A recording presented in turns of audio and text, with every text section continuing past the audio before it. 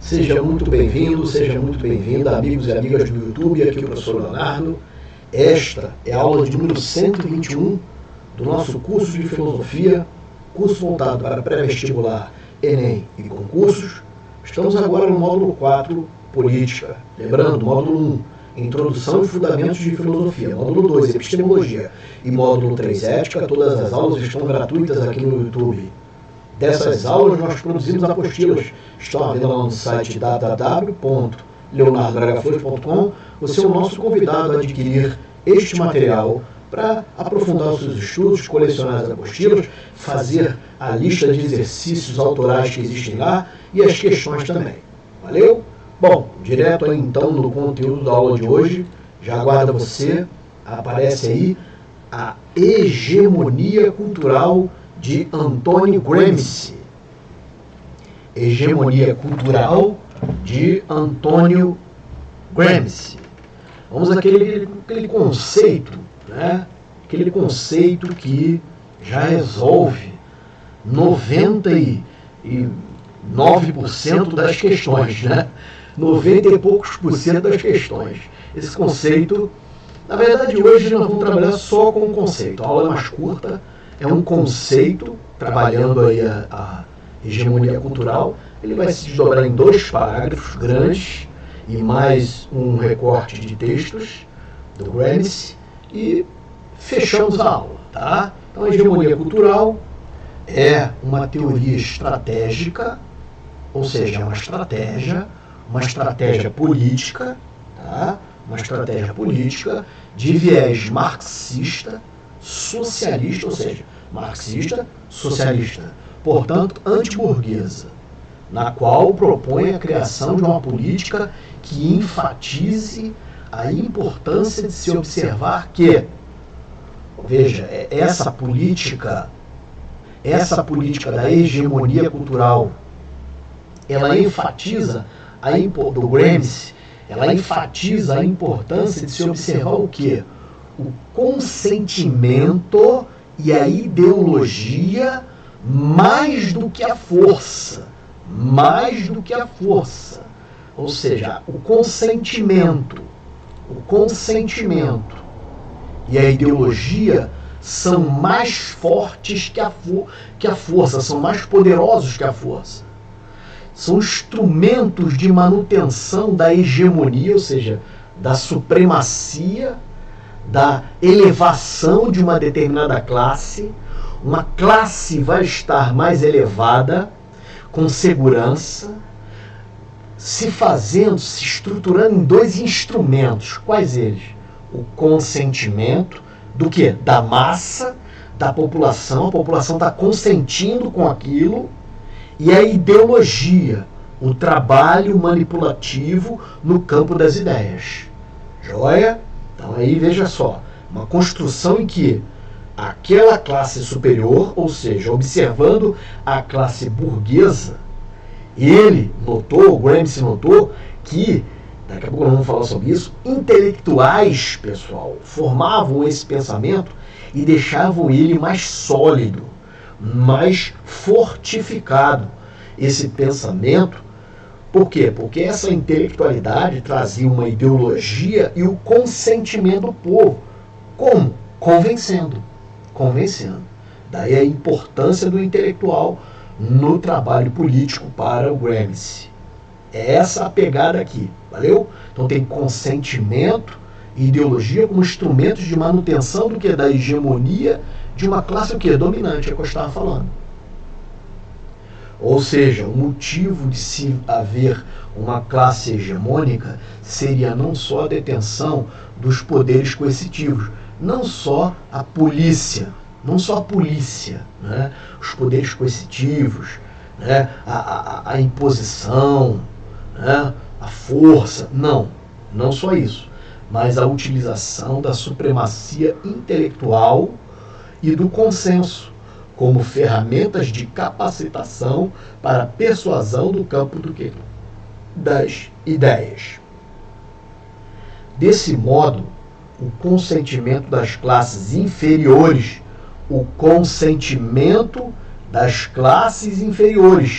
e das massas seria alcançado pela manipulação ideológica das suas o quê? Consciências. Tendo ideologia e consentimento, está resolvida a parada aí da política. É esse o foco da política aqui no Gramsci. Diz respeito à existência de uma estrutura pedagógica. Por que pedagógica? Porque convence e ensina ativamente determinada cultura a aceitação da dominação. Essa mecânica se daria por meio de aparelhos de hegemonia, sistemas e instituições dentro e fora do Estado, promotores da dominação, justificação, veja, é tanto dentro quanto fora do Estado. O próprio Estado seria um instrumento também de dominação aqui na filosofia política do Gramsci. Tá? Então, dentro e fora do Estado. Tá? Promotores da dominação, justificação e manutenção do poder imposto à sociedade. Exemplo aí, as escolas, igrejas, partidos políticos, sindicatos, meios de comunicação e por aí vai. Tudo isso aí estaria trabalhando de alguma forma nesse consentimento. Quem tem consentimento, né, porque existe o consenso e o dissenso. É assim, ó, pessoal. O consenso e o dissenso. Dissenso. Você estuda lá no direito, né? Dissenso. Dissenso. O consenso é quando a pessoa consente. Quando a pessoa diz o quê? Sim. E o dissenso é a divergência. É a divergência. Quando a pessoa diz o quê? Não. Aquilo eu não quero. É aquele candidato que ela diz não. É aquele político que ela diz não. É aquele político que ela diz sim. Deu para entender isso? Isso, sem a pessoa perceber, é um trabalho que vai buscar nela com o consentimento, ou seja, o com é união, é o sim, e é divergência, né? Então vai buscar nela o consentimento, então ela vai deliberadamente caminhar para a política daquele indivíduo lá. Legal, tranquilo, às vezes o cara é um escroto da porra, então é um corrupto larápio, mas a pessoa está, o quê? Sobre a influência de uma ideologia, sobre a influência de um intelectual, de um trabalho, na verdade, de intelectuais, ou até de gênio político, tem isso também. Tá legal, pessoal? Ele não falou, mas existe aí, né, a gente observando a política, você fica esperto que existe o gênio político. O que é o gênio político? É um gênio mesmo. Ele consegue fazer e falar coisas que o popular, o comum, ou mesmo um intelectual inteligente não conseguiria. Por ele dominar a capacidade, vamos dizer assim, não intelectual, mas a capacidade cognitiva de alcançar o sublime, o belo e coisas assim mais elevadas. Não tem nada dessas explicações que eu falei por último aqui lá no para você entender como é que funciona. Joia? A política no geral. Onde se chega com isso aqui? Com o consentimento. Tá bom? Mas no geral, para uma questão de prova aqui para filosofia do Gramsci, é só isso aí. O consentimento da ideologia, claro, tem muito mais coisa e outros assuntos a serem estudados lá na filosofia dele, né? Bom, mas vamos nos ater por enquanto a isso. Mais um aprofundamento aí, que ele agora vai falar no intelectual orgânico. E isso é muito interessante nessa filosofia. Selecionei isso aqui também. Bom, em contrapartida, vamos continuar aí. Gramsci enfatiza a necessidade de uma contra-hegemonia. Ou seja, enquanto tem um movimento que traz a hegemonia, a burguesia, né? O movimento burguês, existe aí uma contra-hegemonia. Né? A contra-hegemonia, ela é o quê? Anticapitalista. Anticapitalista. O que seria essa contra-hegemonia? Uma resistência capitaneada, ou seja, comandada pelas classes subalternas. O proletariado, pelas classes subalternas, com o fim de desafiar, subverter e substituir a classe o quê? Hegemônica. Ó, quem manda aqui não são vocês, somos na verdade nós, que é a massa. É essa a parada. Mas calma que não é de qualquer jeito. Antes disso, você aceita um café?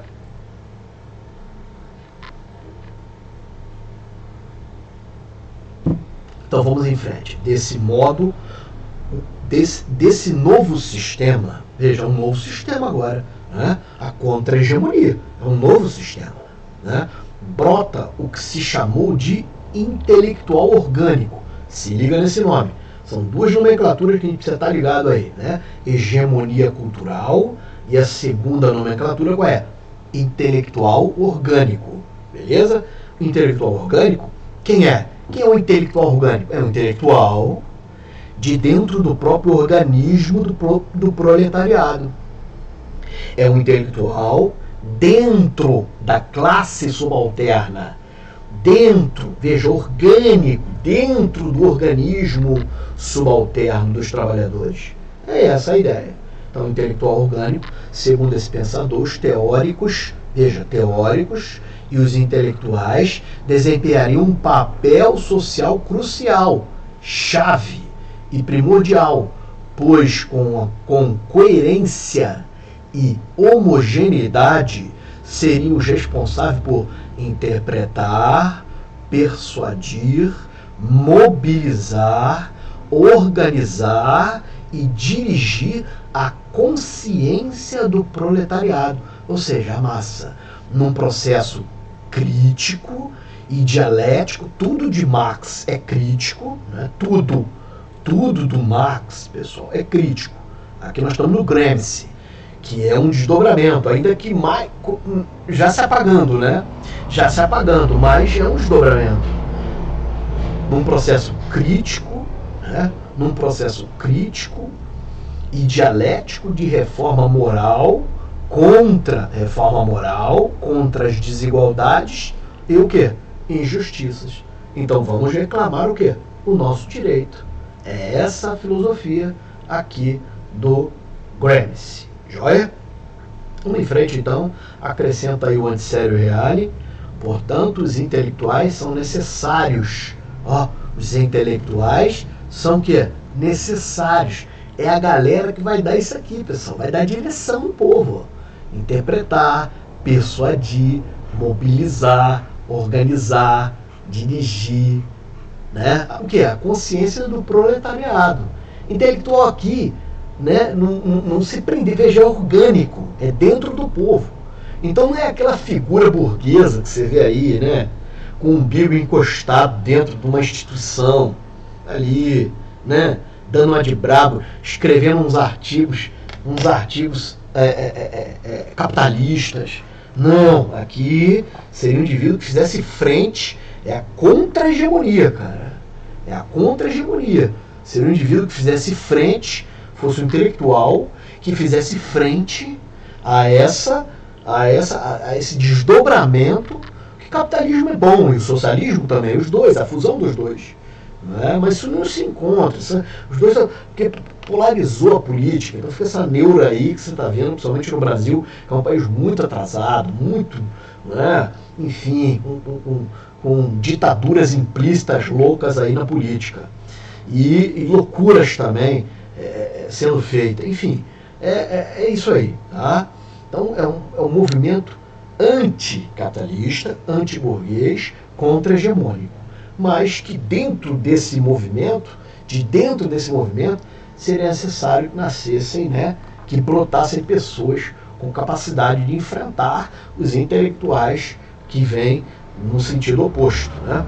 Bom, é isso aí. Vamos em frente aqui, então, ainda com a leitura do Antissérie. Intelectuais são necessários para a construção do quê? Do socialismo. Eles são os representantes da ciência e da técnica, que dão ao proletariado consciência da sua missão histórica. Eles devem organizar o quê? As massas. Então eles são aqui, né, os incentivadores do movimento, como trabalhando, seja na música, seja no teatro, seja na pintura, seja nas obras de arte. Um intelectual, tá legal? Um serviço intelectual, não é nem braçal e nem, assim, não é braçal, ou seja, de natureza intelectual. e que ali caminhe nessa contra-hegemonia. Né? Vamos em frente aí, selecionei esses textos para a gente fechar aí. Vamos fazer uma questão de prova, depois mais algumas coisinhas a gente vai conversar. Bom, a supremacia de um governo, de um grupo social se manifesta de duas maneiras, como domínio e como direção intelectual e moral. Olha aí, ó, domínio e como direção o quê? Intelectual e o quê? Moral. Percebe? Olha aí, ó. Um grupo social pode e de fato deve já exercer o domínio antes de conquistar o poder governamental. A organização de uma cultura requer trabalho intelectual. Uma cultura requer um trabalho intelectual o quê? Coletivo. Então, mais uma vez, é aquele sentido, né? De não ficar aí aquele pequeno rebanhozinho, né? De pessoazinhas, às vezes na mesma família, só aquele rebanhozinho de pessoas altamente selecionadas para desempenhar a atividade política. É essa parada aqui que vem combater. Esse primeiro texto aí, um recorte lá da Antologia do Gramsci. O segundo recorte é de Cadernos do Cárcere. Todos os homens são filósofos. Percebe? Todos os homens são o quê? Filósofos. Ainda que o seu modo inconscientemente. Então todos têm capacidade de o quê? Pensar, porra. Todos têm capacidade de alguma forma de o quê? De saber o que é o melhor para o país. Inclusive essa é a proposta lá da Ágora, né? Lá da Grécia Antiga. O Estado é todo o conjunto de atividades práticas e teóricas através das quais a classe dirigente, olha aí, pessoal, justifica e mantém o seu quê? Domínio. Então o Estado acaba sendo ali uma plataforma da classe dominante, que aqui é uma crítica à burguesia, ao burguês, ele o quê? Se fazer. Né? Ali aquela infestação, que esses aristocratas são insuportáveis. Não é verdade? Você não acha não, pessoal? Esses aristocratas são insuportáveis. Né? O camarada que é também mal educado, às vezes é mais pobre, é mal educado, também insuportável. Né? Mas os aristocratas, olha, cara, os caras aí são realmente... Bom, mas consegue obter o consentimento ativo, olha, o consentimento ativo de quem? Dos governados. É isso aí.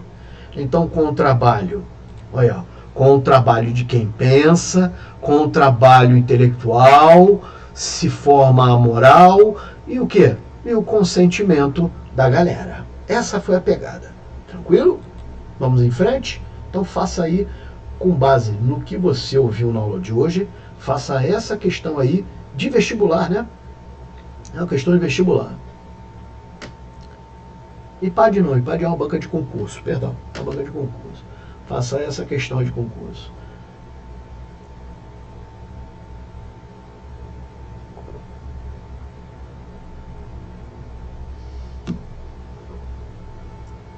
A data de nascimento, se você olhar, está diferente daquela que eu coloquei lá, mas com base nas informações que a gente coletou, fica aquela. Mas não vai fazer a mínima diferença isso, né? Bom, então vamos lá. Nos anos 80 e parte dos anos 90, o intelectual que teve grande influência no debate pedagógico, brasileiro inclusive, foi o italiano Anthony Gramsci. Essa importância se deu por quê? Inclusive, pessoal, que a galera que é da educação aqui, né, que estuda para o magistério, para mim a carreira mais bonita do Brasil é a carreira de professor. Eu estou aqui, né? É a carreira linda, é a carreira mais bonita, é aquela indivíduo ali em sala, né, produzindo conhecimento. É uma coisa maravilhosa, cara. É uma coisa assim, não é? É uma coisa maravilhosa. Bom, infelizmente, esse desprestígio aí no Brasil, né, de salário, infelizmente. Esse desprestígio de salário são coisas a serem debatidas e discutidas, né? Nós vamos ver lá na frente. Por isso a gente estuda filosofia, né, para estar em condições de conversar com essa classe dominante ali e debater também sobre essas coisas, né? Bom, E aí, marcou que letra aí, cara? O que a filosofia do Gramsci trazia? Tenho certeza que tu batou de letra aí, né? O intelectual orgânico. Aí, ó. E também a hegemonia. Hegemonia cultural, como formas estratégicas de criação de uma nova cultura política e ética para o que a escola, ou seja, aquele também é da educação, né? Aí é só um complemento. Tinha o papel o quê? De exercer. Então, com certeza, né? Isso aí também. Muito bem. E aí, acertou aí? Tranquilo? Fala nos comentários aí o que você acha sobre a hegemonia cultural, cara. Fala nos comentários aí. Olha lá, esse é o momento de você curtir e compartilhar com o teu coleguinha. Se quer contribuir com o Pix, prof.leonardo.bragaflores@gmail.com, é um Pix de manutenção desse canal. A gente não é remunerado. Eu não vou colocar aquele... Tem um negócio aí que põe no YouTube, como é que é? Seguidores, alguma coisa assim, não sei, inscritos, filiados, não sei como é que é o nome aí, que põe, tá? Não vou colocar aquilo. Esse canal vai ficar aberto aí para todos verem todas as aulas aqui abertas. Algumas aulas são vendidas lá no meu YouTube, né? No meu site, né? Alguns cursos são vendidos lá. Mas esse curso aqui considero o principal, tá? A gente está desenvolvendo no momento. Ele assim, tá aqui gratuito. E aí, 3 rodadas simuladas, se você quer ganhar tempo numa prova, cara, às vezes está sem tempo de estudar, rodada 1, 2 e 3 de simulados, quer fazer uma prova de concurso, essas rodadas aí vão te ajudar, porque tem 3 horas de aula em cada rodada. Em 9 horas de aula, você pega aí, né, o fio da meada na filosofia, já não chega cru numa prova de filosofia, cara. Com 9 horas apenas, vai ver uma profundidade legal, vai pegar o fio da meada, tranquilo? Vai entrar na prova. E também leva ali o PDF comentado. Então você pode dar aquela treinada logo de cara, vai tirar um 2 ou 1 lá, né? Vai, de repente não saber nada, e com isso aí vai te ajudar a paca, cara. Aqui estão as apostilas, aqui embaixo para você aprofundar, ó. Rodada 1, perdão, que é rodada 1? O tomo 1, que é Introdução e Fundamentos, Epistemologia, que é o tomo 2, a apostila módulo 2, e Ética. Essas aulas estão todas aqui no YouTube, tá? Claro que da apostila está mais um pouco, né, trabalhada, a gente corrigiu algumas coisas, colocou mais alguma coisa ali, e um monte de exercícios autorais e um monte de questões. As questões praticamente que a gente trabalhou aqui tá lá. Joia, gente? Se você está estudando para algum concurso, de repente algum curso aqui te interessa, ó, que matemática básica, ensina a dar os primeiros passos àquela matemática elementar. Estatuto da Criança e do Adolescente para concurso, conhecimentos pedagógicos, educação, mini curso de educação na Constituição. E aqui, esse caveirão, vou até mudar a capinha, que aqui tem um direcionamento de constitucional, administrativo, penal, processo penal e leis, para você entrar nessas provas da área de segurança pública aí, tá? Então aí tem também material legal. Que é um material não muito de concurso, mas para você investir mais na tua formação mesmo.